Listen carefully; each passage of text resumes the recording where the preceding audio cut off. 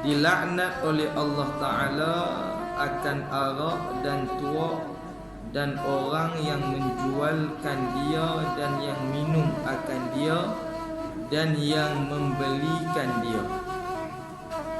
Segala dosa-dosa yang berkaitan dengan arak, sama ada jual, beli ataupun minum, dilarang dan ditegah sama sekali untuk kita yang beriman, yang mengaji, terlibat sama ada secara langsung ataupun secara tak langsung. Kalau ada kait dengan penjualan arak, sebaiknya kita elak.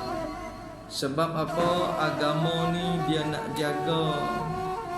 Yang pertama sekali, kita punya agama, dia suruh kita jaga agama. Apabila kita minum arak dengan maksud kita tak dengar cakap Allah, tak menerima dakwah Rasulullah sallallahu alaihi wasallam. Jadi satu kesalahan ini akan mengakibatkan kepada tak jaga yang kedua.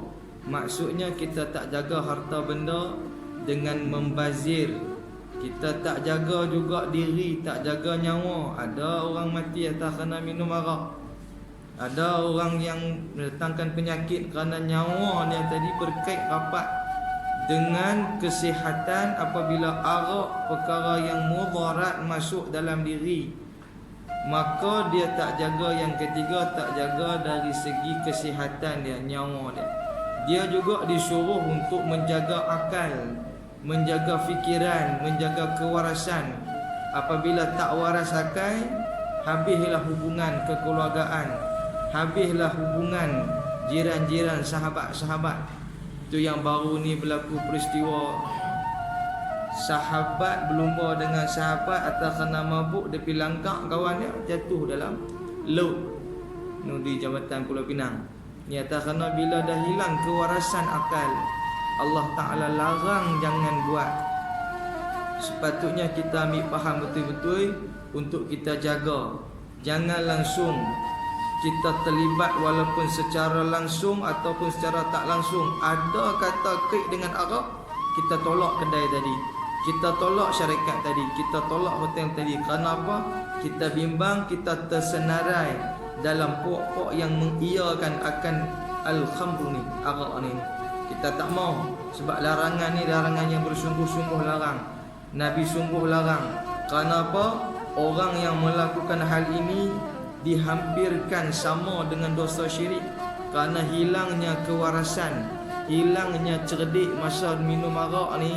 Dah tak kenal dah halal haram, dah tak tahu dah. Seakan-akan dia rasa dia tak ada Tuhan.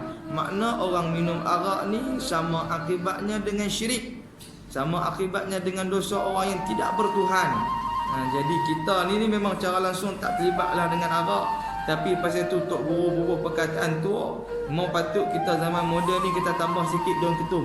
Makna segala benda yang ada kait dengan arah dan benda ketagihan ni, makna hukumnya haram.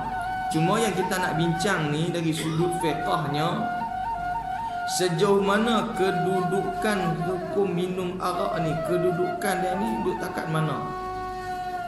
Adakah arak tadi disebut ataupun dikategorikan sebagai perkara-perkara yang najis?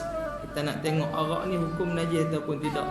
Jadi bila kita siasat tengok pendapat dalam 4 mazhab masyhur, maka pada sisi Imam Abu Hanifah mazhab Hanafi menyatakan bahwasanya hukum arak ini adalah najis. Imam Malik najis, Imam Syafi'i najis, Imam Ahmad najis. 4 ulama masyhur menyatakan najis. Cuma ada satu orang ulama daripada mazhab Zahiri, Imam Daud Az-Zahiri, mengatakan bahwasanya arak ni hukumnya suci, bukan najis. Najis pada hukum, bukan najis pada ain. Tetapi 4 mazhab masyhur kata kalau badan kena arak, tak boleh bawa masuk dalam solat, kerana arak ni dihukum sebagai najis. Jadi kita tanya balik, kenapa Dr. Zahiri berpendapat semacam itu? Kenapa Dr. Zahiri kata arak ni najis? Maka dia kemukakan dalil sebagaimana dalil asal hukum haram arak ni, ya ayyuhalladzina amanu innamal khamru wal maisir wal ansab wal azlam rijsun. najis. Dikaitkan dengan satu lagi dalil, Imam Dr. Zairi sebut, ya ayyuhalladzina amanu innamal musyrikun innamal musyrikuna najasun. Orang musyrik ni najis. Maka Dr. Zairi tanya, kalau kita salam dengan orang Cina, orang kafir, orang Hindu, kita basuh tangan tak? Sedangkan dalil sebut tadi najis juga, innamal musyrikuna najasun. Kalau dengan orang kafir pun kita salam, kita tak basuh tangan, makna najis dari sudut hukum. Demikian juga arak, haram najis tu dari sudut hukum, tapi dia pada ain itu tidak najis. Ini pendapat zahiri. Tapi kita duduk dalam mazhab Syafi'i, kita pegang apa tu imam kita kata, kita kena pakai itu. Itu lagi jelas.